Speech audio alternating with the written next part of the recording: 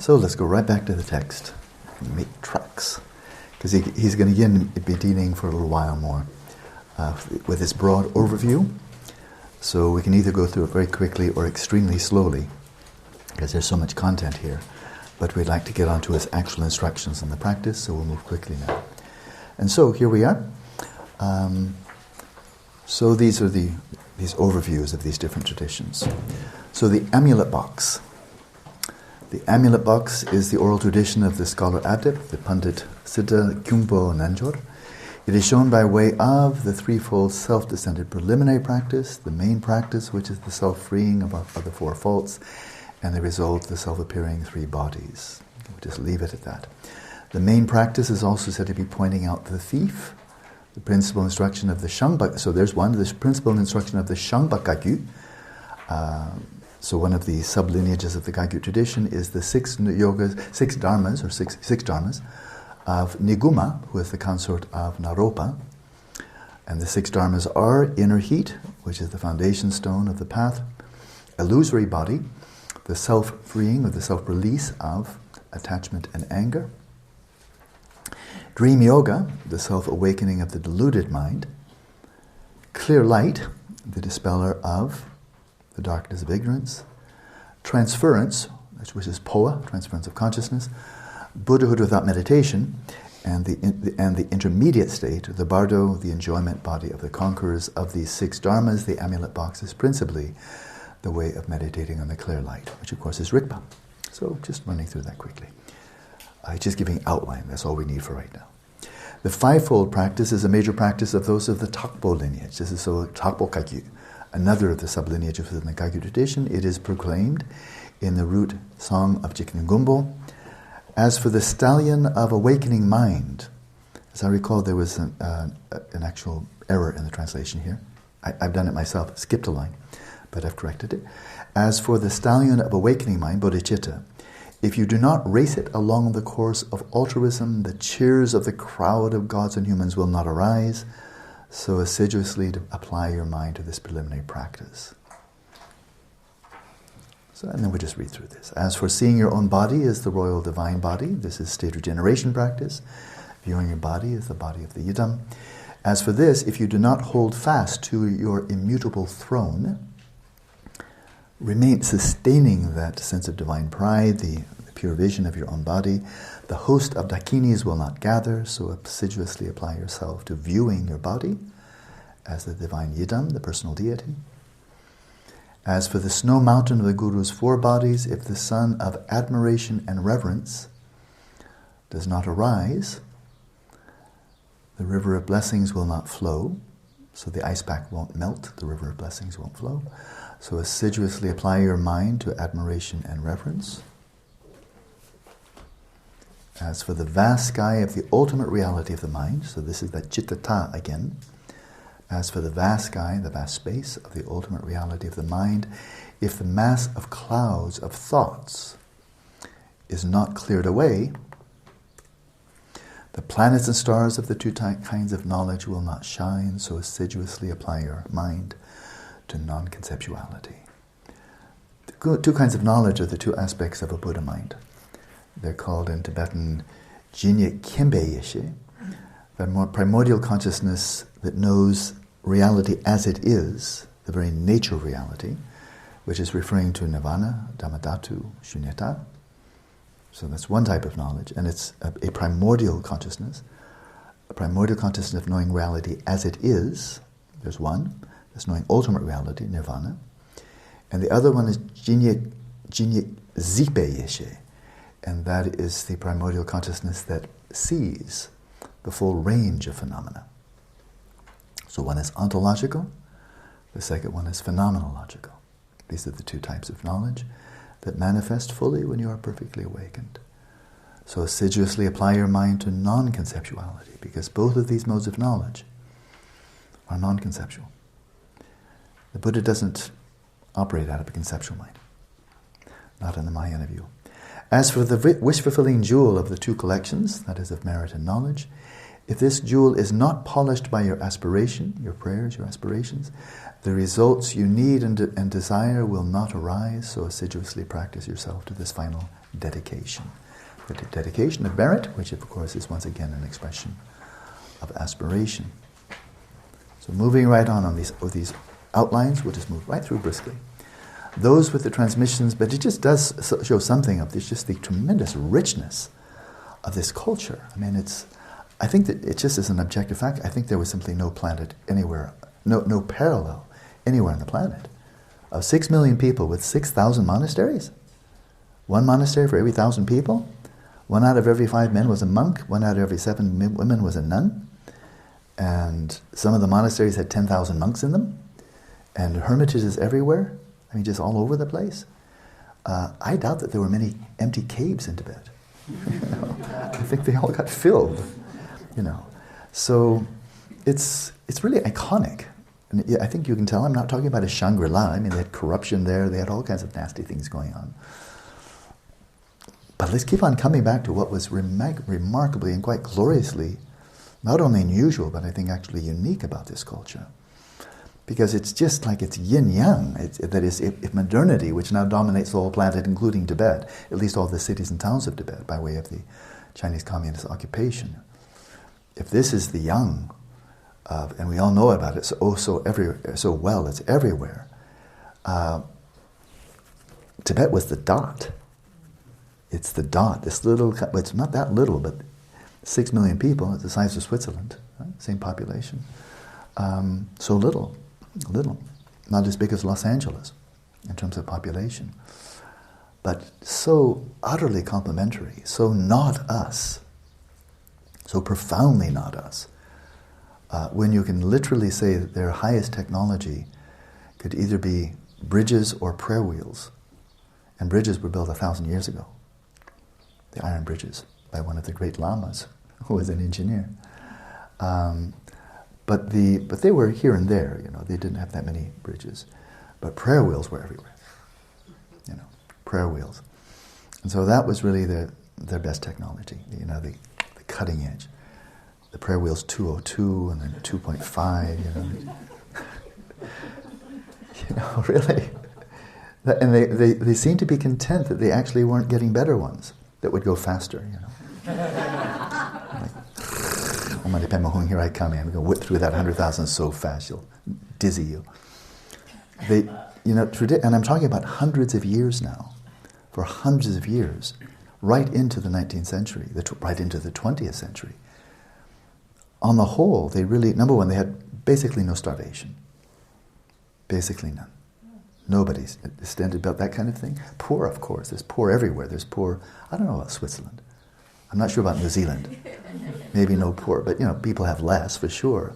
America has poor, lots of poor people. The richest country on the planet. We have plenty of poor people. Tibet had poor people, but they had nobody was starving. That never happened.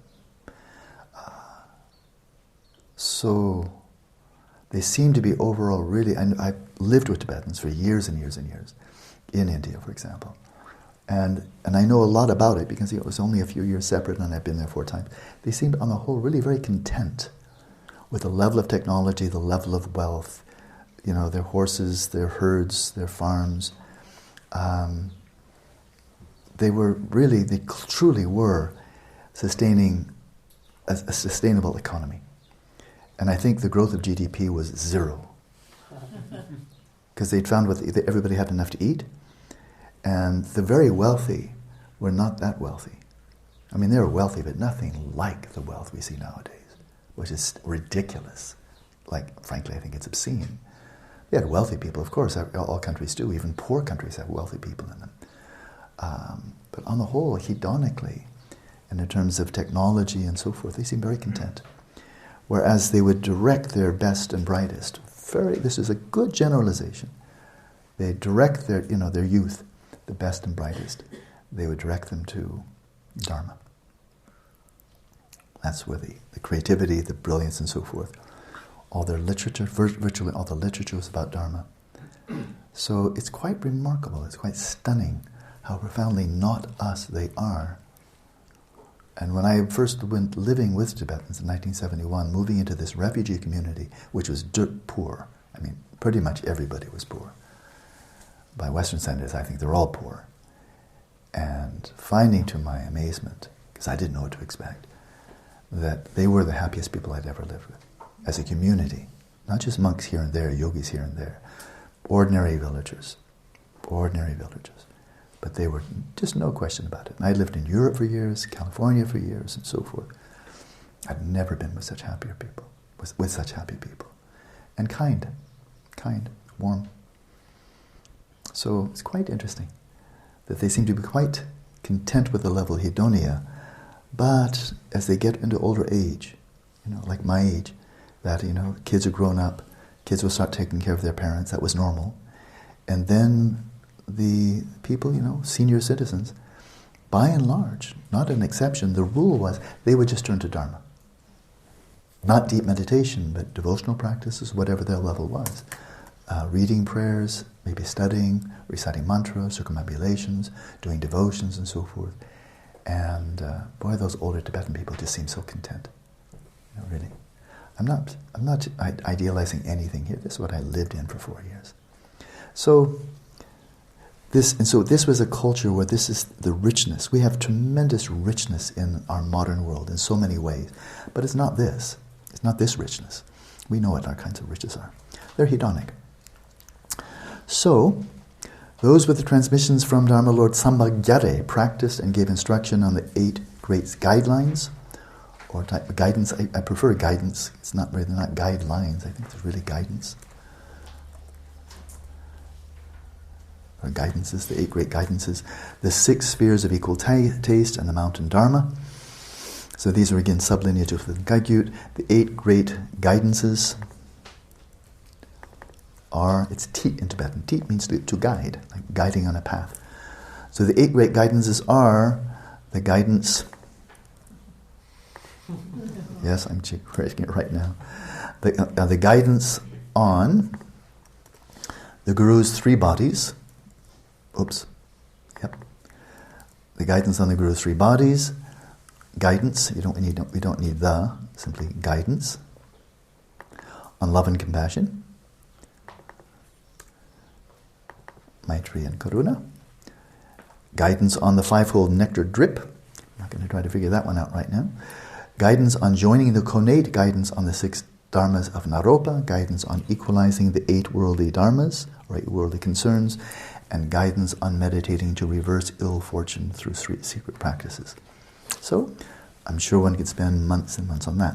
The 6 spheres of equal taste are taking thoughts as the path, taking mental afflictions as the path, taking sickness as the path, taking gods and demons as the path, taking sufferings as the path, and taking death as the path. That seems pretty complete.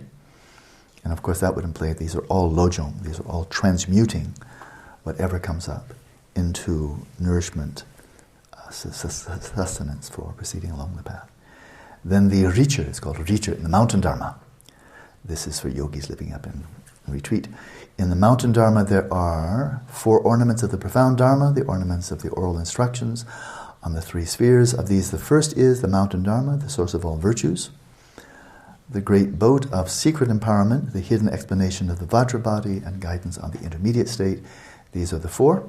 And the second is the ornament of direct guidance for clearing away hindrances, the ornament of the catalogue of manifold spiritual songs, and the ornament of minor scattered categories. So just various topics.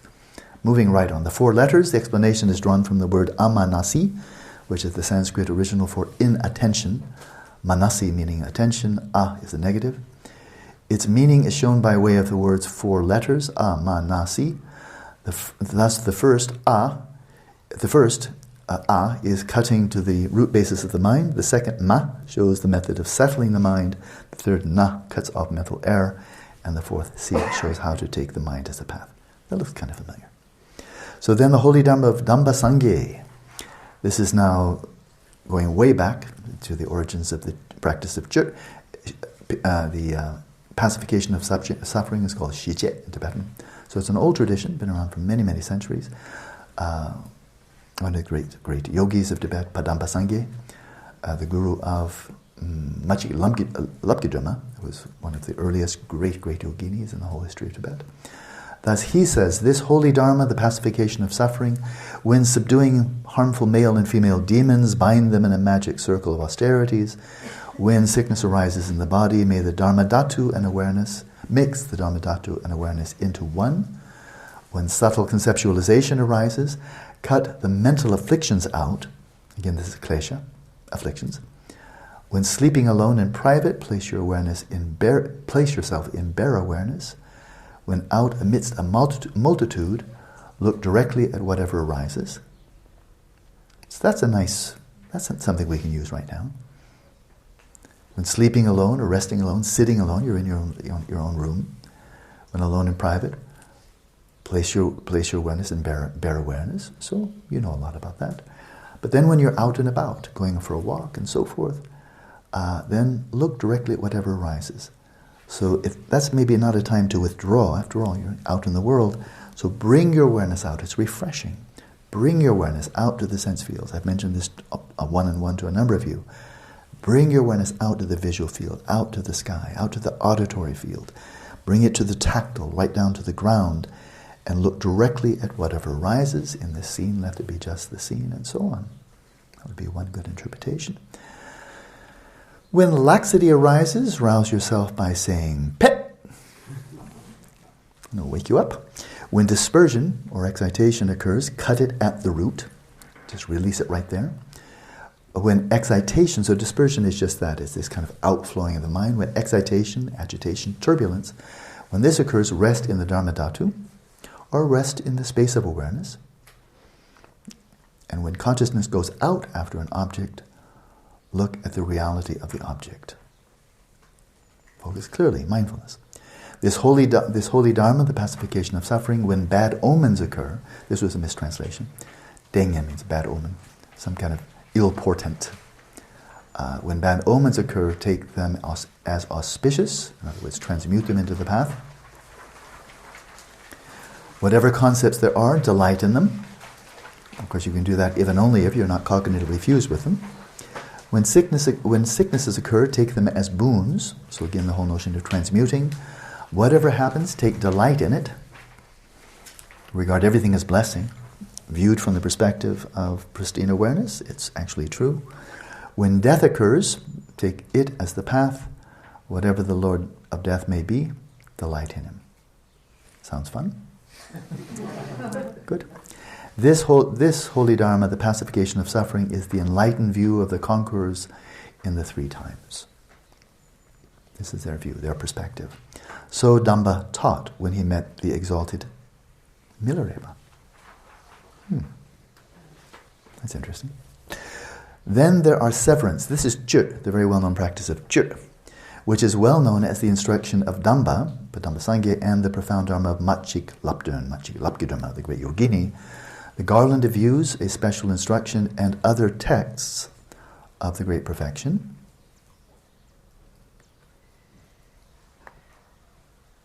And other texts of the great perfection, the vital essence extracted from the mind of Master Padmasambhava, guidance on the profound Madhyamaka view, and others.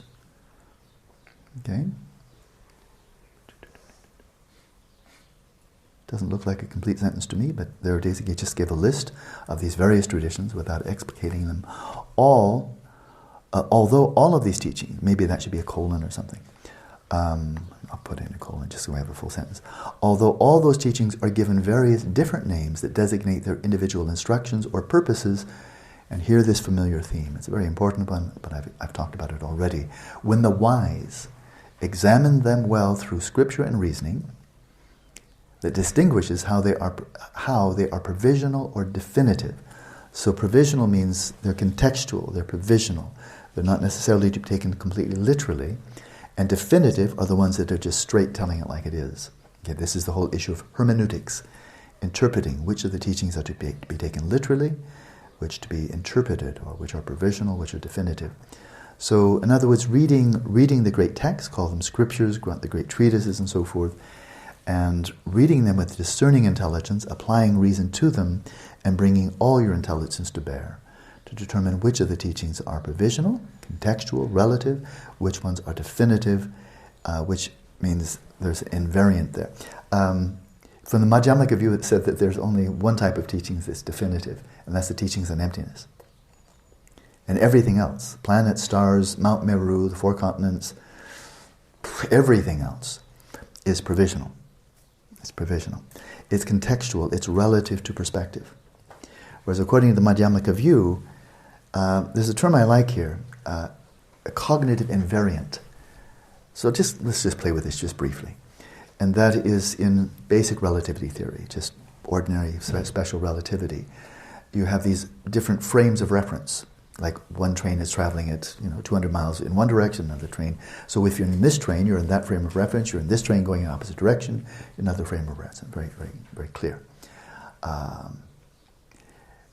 And what the remarkable, one of the great discoveries, and it's weird, is that whatever your frame of reference is, which is to say, however fast you're traveling, at 1 mile an hour, or you're traveling at 2/3 the speed of light, from your perspective, from your frame of reference, the speed of light is always the same. So if you're moving in one direction at 2/3 the speed of light and you shoot a beam of light out in front of you, it's traveling away from you at the speed of light. But if you shoot it backwards, it's traveling away from you at the speed of light. If you shoot it off to the side, it's traveling at the speed of light. And so it's invariant. Whatever your frame of reference is, the speed of light is invariant, which is it's constant, it's definitive.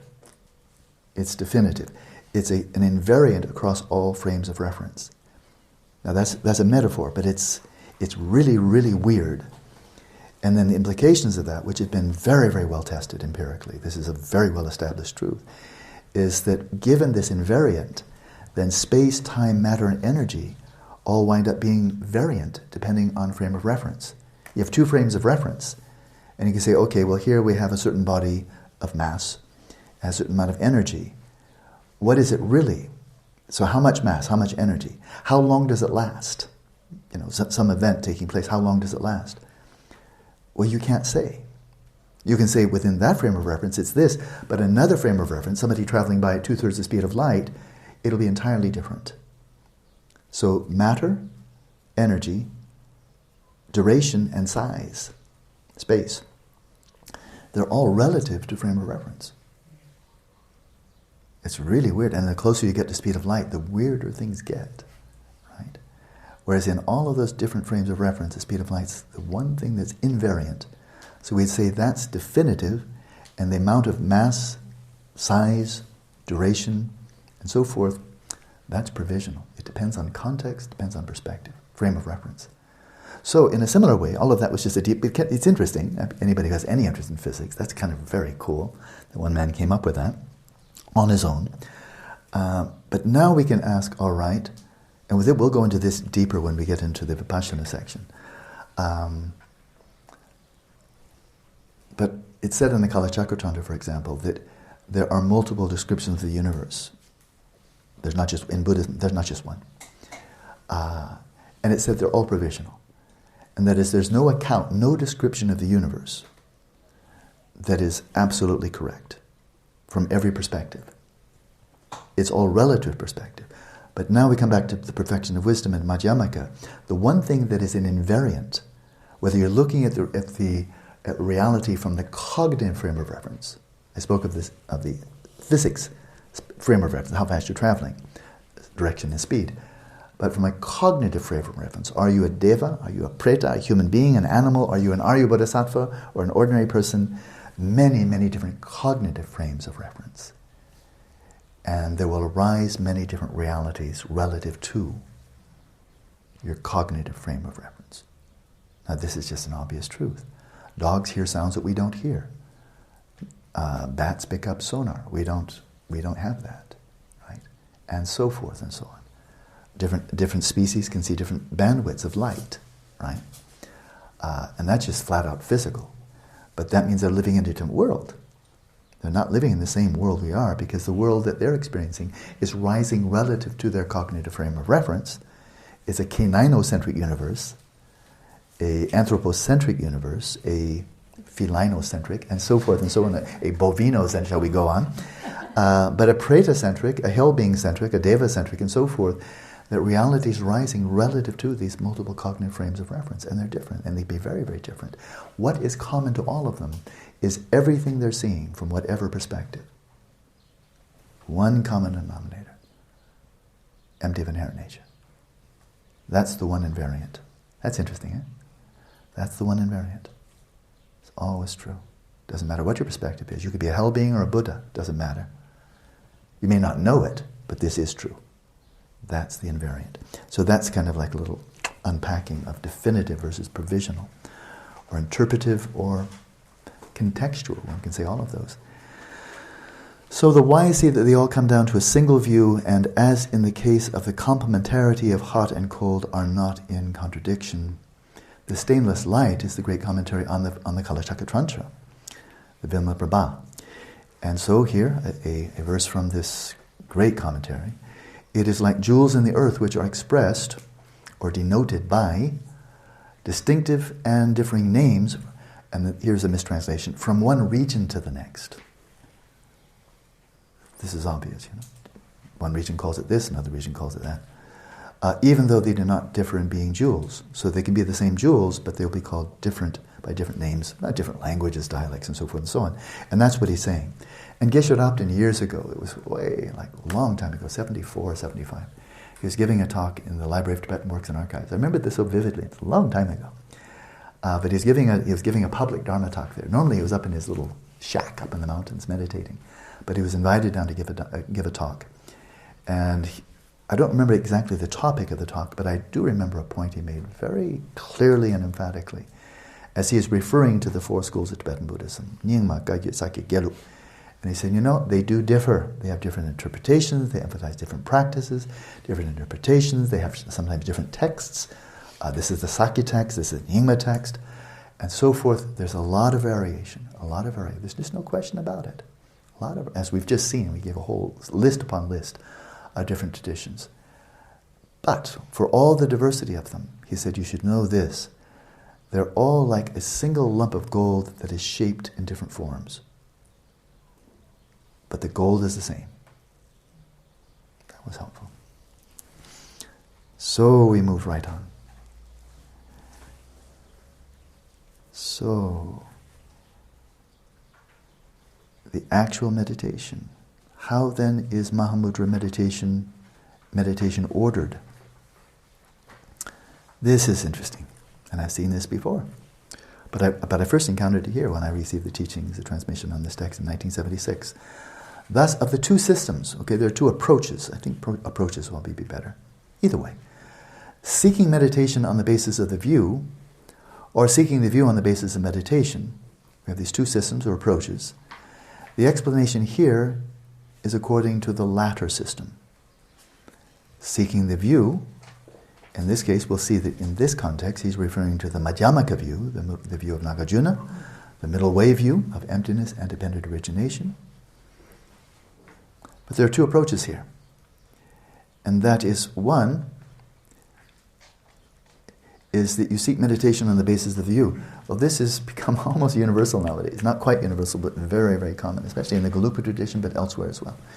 And that is, if you're a bright young monk or nun in the Gelugpa tradition, and you say, I want to devote the rest of my life to Dharma, and you're living in a Buddhist context, you're living in India or Tibet, what have you, then most likely you'll be sent off to the monastery, and you'll train to become a geshe. And happily, very happily, now women have that opportunity as well. For a long time they didn't. But now they do. So there are women geshes, and not only Tibetan, but now some Westerners. I had to say, yeah, good, excellent. Why shouldn't they? But they do, good. But how long will that take to get your degree and having become very, very well versed in Buddhist ethics, Buddhist phenomenology, Buddhist epistemology, Buddhist philosophy, Madhyamaka, the whole the 5 paths, the 10 bhumis. There are 5 treatises that will be studied very, very carefully. By and large, they're memorized verbatim, and you will then study the commentaries, and you'll spend 5, 6, 7, 8 hours a day debating them. So you really are introduced to the Buddhist view, And when you complete that kind of training, then you are very, very well prepared to give articulate, clear, authentic teachings on the Buddhist view. The Mahayana view, rooted in India, flowering in Tibet, and you really have learned the Buddhist view, including the Madhyamaka view, which you may study for 4 years straight, with just that as your focus. And then, once you become a Geshe, then it might occur to you, and it might not, to then go off and single-pointedly apply the teachings, the view that you've learned, to meditation. And sit down and practice Lamrim and go through it, develop renunciation, bodhicitta, practice and achieve Shamatha. That's the next step. Practice and achieve realization of emptiness by way of Vipashyana. That's the next step. And then proceed right into, if you're a classic Galupa, go into stage of generation completion. And there have been yogis like that. I think they've always been a minority. In fact, they've always been probably a tiny minority. But boy, when it works, it works. If you want to see an example of that, look at one of the first Tibetan Buddhist books I ever read, again, a long time ago, The Way of the White Clouds by Lama Anagariko Govinda. It's an old one, 50 years ago, something like that, written. And he describes about his own adventures, which is cool. But what I found really inspiring in his book is not his own story so much, nothing against him at all, but his account of his Lama, Toma Geshe Rinpoche. And so he was Geshe, he was a Geshe, he went through the whole training. He did this. He did the view first, and then he did go into meditation. And he spent something like 12 years living in a cave, went up the high mountains, and living in a cave there. He just disappeared. He got his Geshe, and once you become a Geshe, you get all kind of job offers. You really will. Offers to teach, become an abbot of a monastery. You will not be unemployed, because it's a prestigious degree. Well, he got his degree and he disappeared, and he went high into the mountains, way above the tree line. He just disappeared. It was off the map. Nobody knew where he'd gone. Nobody knew really how he was even eating, how he maintained his body. But something like 12 years of solitude, based on like 20 years of really rigorous training in view. Then on that basis he went on for meditation. And the story, which I read 45 years ago or so it could be a little bit rusty, but I think I got the basics still, is he was up there and he was living in total solitude, total isolation, total focus on his practice. And having been extremely well trained, so he knew exactly what he was doing. And he was up there and he was out doing, one day he was doing his daily and ritual practice with his bell and his damaru. And a herdsman lost his goat or something, some kind of livestock, and was out searching for the missing livestock. Let's say it was a goat, and looking all over for him. And then this herdsman, way up where they just knew nobody lived there, which is so remote, so wild, this herdsman then heard this bell and damaru, and his first response was, it must be demonic. I mean, nobody lives here, we know that. It must be some spook, some demon or something, because there's demons, they believe in demons, spirits, and so forth as much as we believe in viruses and bacteria. It was not a matter of question of like, they're there, be careful. Nagas, look out for nagas, they can be really nasty.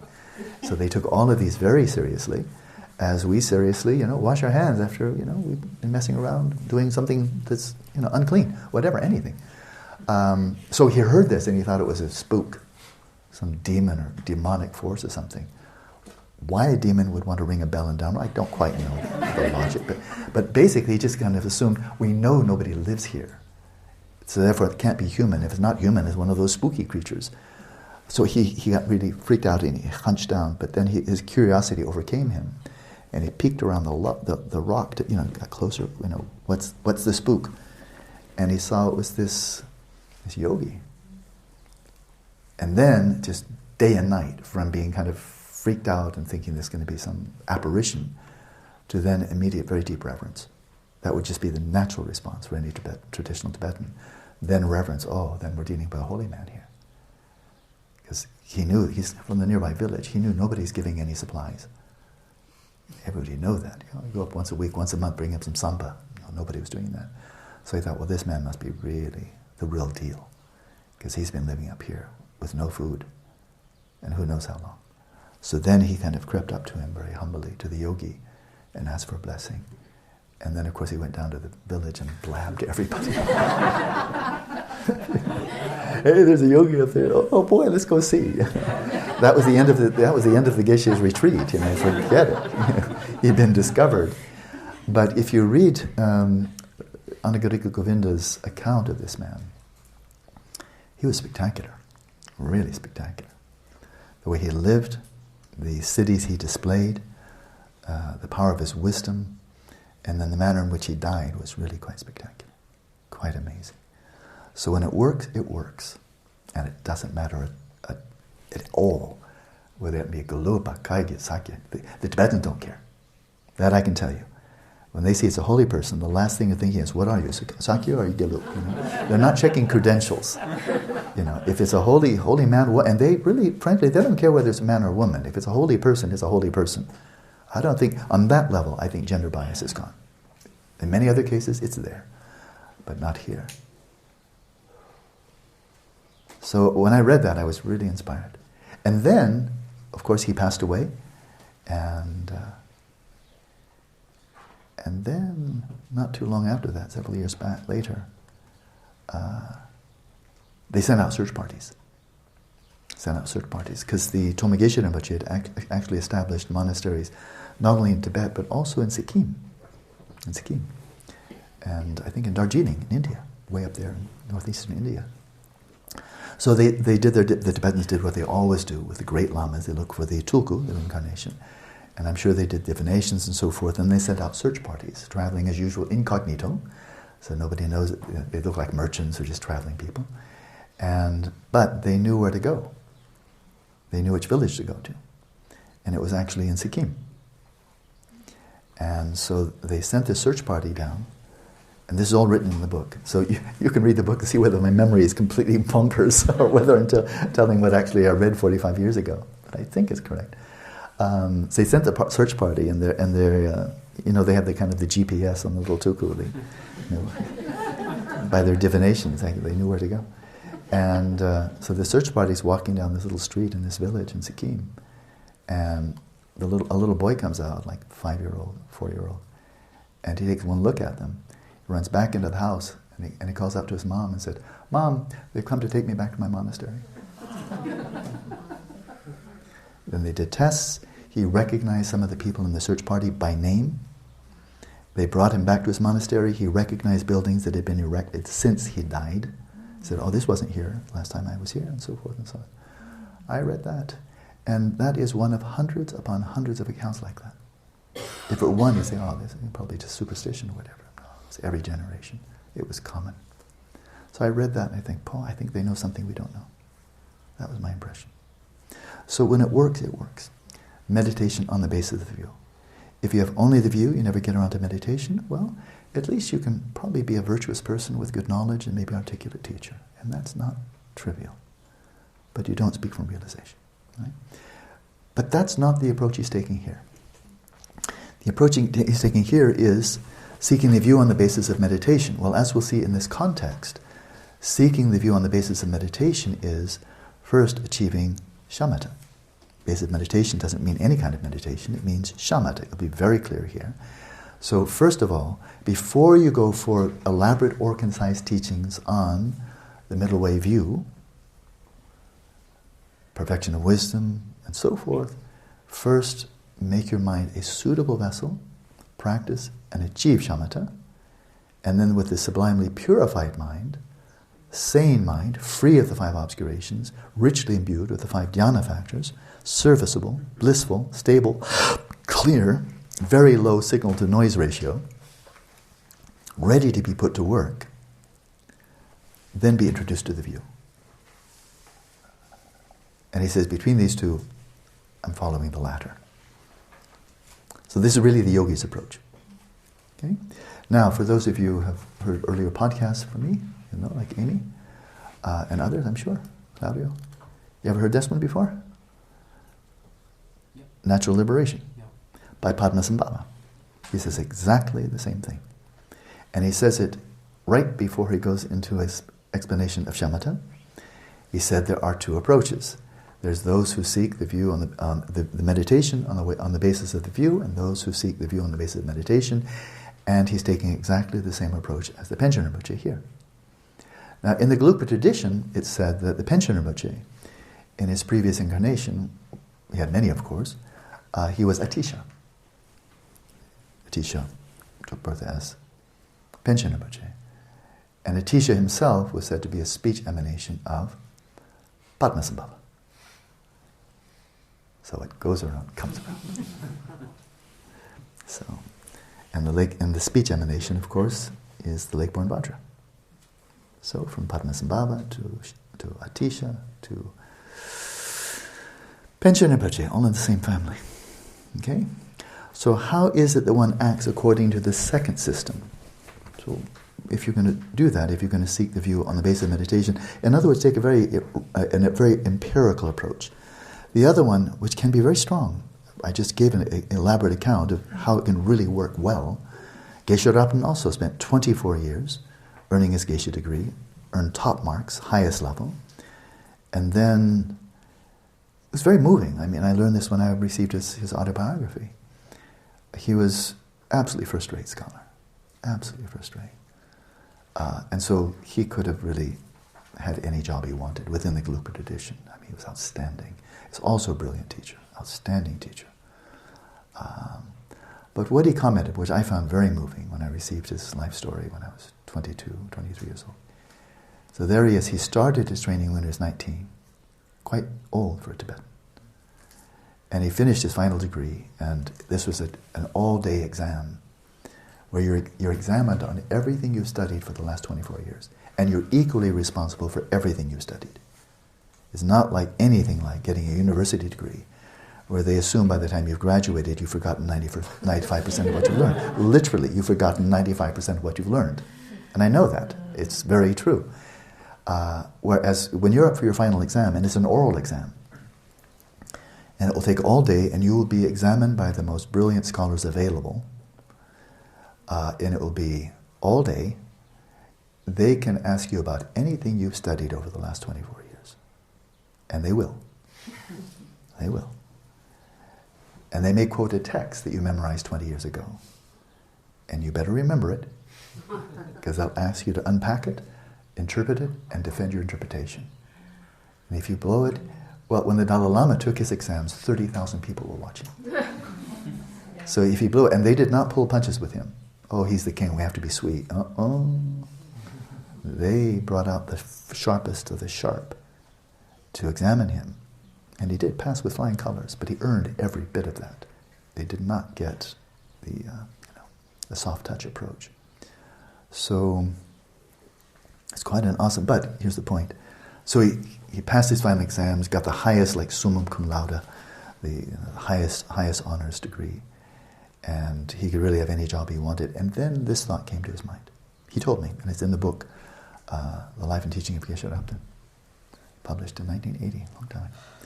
He said, well, there I was, so he's 43 years old, finished his degree. He went on to do a little bit of further kind of addendum studies, a little bit more study, just to kind of round it off a bit. But then he thought, basically, the world is his oyster. Yes, the world is his oyster. He could, become an abbot, a teacher, all kinds of things.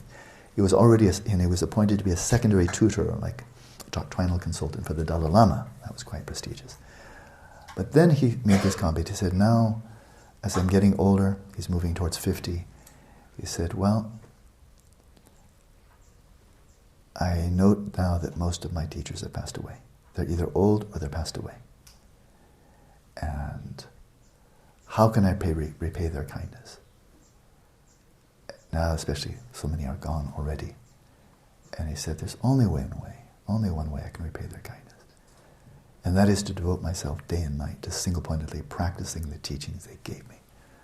So, where he could have been abbot of a big monastery, etc., he moved into a cowshed. It's a cowshed.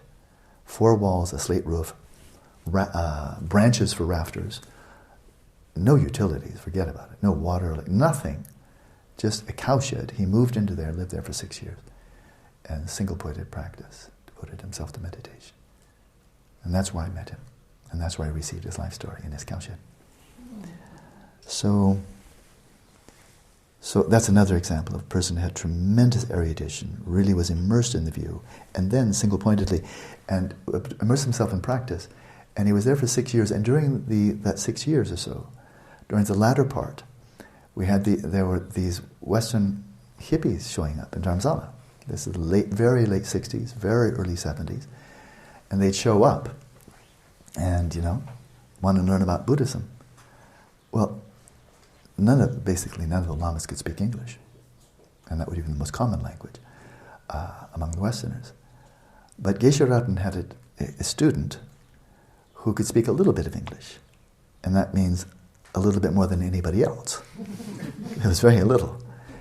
And so the word got out that there's a student of this yogi up on the mountain who can speak English. And so one by one, just one-on-one, one student would seek out the translator and say, could I receive some personal instruction, meditation guidance from this Lama?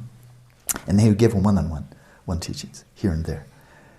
But he went down, Geshe Rabten went down to His Holiness and said, I've got these I don't know exactly what he said, but I got these Western hippies pestering me, and what do I have to... And His Holiness said, teach them, there's nobody else can teach them. Geshe Mahamudra wasn't in town yet. He didn't come until 71. And so Geshe Rabten got the name of Hippie Lama. Hippie Lama. Not that he was anything like a hippie, but he was the only Lama that made himself available to teach the hippies, right? So this went on for just a couple of years. But he was the one Lama in the whole town that had an interpreter who could give you, get some of the information across, some of the teachings across. And then in the fall of 1971, that's when I showed up. Then for the first time, a few of them clustered, and I was among them, a few, like maybe 20, and said, why don't we ask collectively for some teaching? And one of the I don't know who it was, might have been Charles Genoux, I can't remember, maybe Charles Genoux, or Trizin, what was his name? I can't remember his first name right now. Geshe Karpo, they called him back then. Anybody listening from the old days, you know what I'm referring to. But a couple who'd been there for like a year or so, old-timers, they got together and they decided, let's ask Geshe Rabten to give us teachings on the preliminary practices according to a text by Gampopa, disciple of Milarepa. And Geshe Rabten probably asked His Holiness again, like, do I have to? Or should I? But the answer he agreed.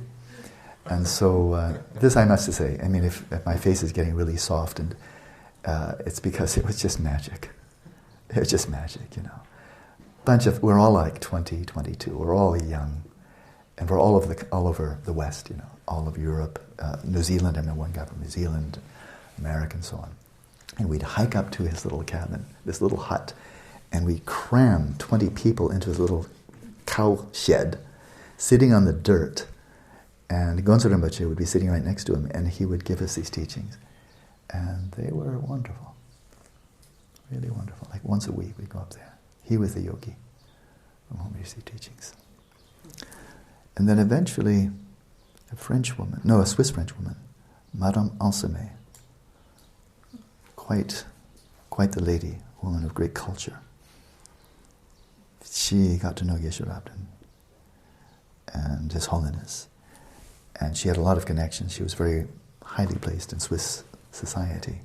Society woman. She had a beautiful house right on the Lake of Geneva.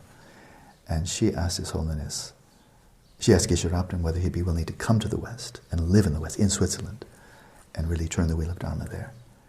And Geshe Rabten then went to His Holiness and said, well, what? His Holiness said, yeah, go. And that was the end of his retreat. Otherwise he would have stayed in retreat for the rest of his life. Okay, that was a little bit of storytelling. But those were remarkable times. They really were. Really tough. Really tough. Man, how tough. Physically, awful. Spiritually, incredible. Big mix. So Shantideva, so how is it the one that acts according to the second system? Well, as the guardian Shantideva says, knowing that inside Vipashyana, possessed of serenity, Shamatha destroys mental afflictions, you must first seek serenity, Shamatha. Classic. And he speaks with enormous authority. Also the jewel heap, the Ratnamega Sutra says, abiding in morality, you obtain concentration, and obtaining concentration, you cultivate wisdom. As stated, this is the system in which one seeks the view on the basis of meditation. In other words, you first prepare your mind to exceptional sanity, balance, clarity, freedom of obscurations, supple, pliant, clear.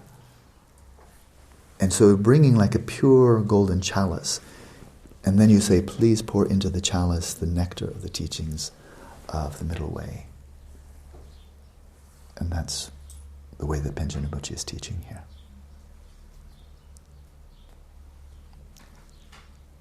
And that's where we will pause. It's now 6 o'clock, right on the button, so that was good timing. And I'm going to do something maybe not predicted. He's going to go now into the specifics of Shamatha within the Mahamudra tradition. I can say, because I know the text kind of well, he's going to be drawing overwhelmingly, for this section on Shamatha, he's going to be drawing, I think frankly 100%, on the Kagyü tradition of the methods of Shamatha that are right in the groove, right in the flow of Mahamudra. There are many, many techniques. I think you know of that. Putting a Buddha image and so forth and so on. Stage regeneration can be an avenue for achieving shamatha. But if what you're really intent in, what your passion is, like you, for example, you and me, if your passion is to understand the nature of mind, to fathom the nature of the mind, what is the nature of consciousness? When you dissolve the mind, what's the nature of that from which your mind emerges? If you fathom that, is it inherently existent? Is it not? Is that ultimate, or is there even a ground state beyond that, beyond the substrate? If what you'd like to do is fathom the nature of the mind from the top to the bottom, right down to Dharmakaya, then you better get your act together, because this is a very, very large challenge, an enormous undertaking, and the first thing you better do is achieve shamatha. Because if you bring a flip-flop, crappy mind, also alternating between laxity and excitation, I mean, it's so half-assed. Really, it's so flaky. It's just like, really? Really? That's all your preparation? You're bringing crappy little mind into this? Into Mahamudra? So I've given all kinds of analogies for that. So I'm going to pause here. Not only do we stop now, but I'm going to switch. And we're going to go to another text, one you don't have. In 1990, after I received the first teachings that I ever received from Gyaltsen Rinpoche, which were on dream yoga, and he blew my mind and I asked him to be my Lama.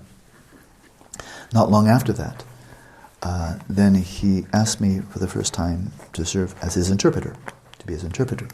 He had been invited to a Shambhala center, tracing back, of course, to Shugim Tumur Rinpoche, down in Hollywood.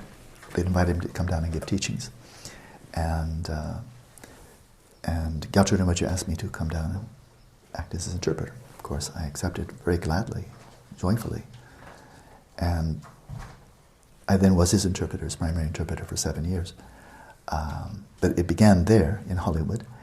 And the first text that he taught was a chapter that he pulled out of another great big treatise. It's called actually the Dzogchen, the great commentary, by Karma Chagmé Rinpoche. The same author, of course, is Naked Awareness, Spacious Path of Freedom, but another text, never been translated. It's called the Great Commentary. It was this great scholar and adept, Karma Chagmé Rinpoche, his commentary on teachings by his incredible prodigy of a disciple called Mingyo Dorje, called Namcho, Space Dharma. And he had one whole chapter, about 20 pages or so, all devoted to shamatha.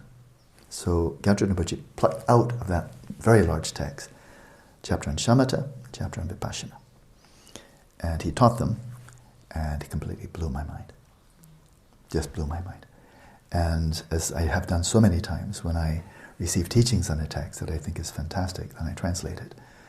And so I translated that chapter and received the oral transmission and commentary from Gyaltsen Rinpoche. Not too long after that, a year, 2 years later, 3 years later, then Gyaltsen Rinpoche authorized me to teach everything, for me to teach everything he taught me, but of course includes this. And so I've never taught it. That was 26 years ago, something like that. Never taught it. But I did translate it. I just kept it on my computer like a dharma, a little treasure on my hard drive. And just sitting there. And I might one day want to get it published, but I don't have any plans right now. So, for those listening by podcasts, this is to everybody here. Claudia has already very kindly asked the administration here to print up this text, about 20 pages or so, all in Shamatha, right from the Kagyü tradition, Kagyü Nyingma Mahamudra Dzogchen tradition. So that will be available by tomorrow. People here can have hard copy. Because I might want to publish it someday, and it will be unpublishable if somebody just puts it on the internet. No publisher will publish anything that's already in the public domain. So then you're finished. And so, since I might want to publish it so many people could read it, I won't simply send it to Sangye for her just to put on the internet, because then it's public domain. I don't have any clinging to it, but that means I can never publish it. And so here, for anybody listening by podcast, if you would like to receive this text, digital copy of the text, so you can follow along and read it. It's translated, it's polished, I won't have to retranslate it. I think this translation is sound. I did it directly with Gyaltsen Rinpoche's oral commentary. If anybody listening by podcast would like to have a text yourself, then you may write to Sangye, write to the Santa Barbara Institute, and request it. In requesting it, I'm asking you to make a pledge, and that is just for your private use. Please don't post it on the internet. If you do, then I'll never be able to publish it.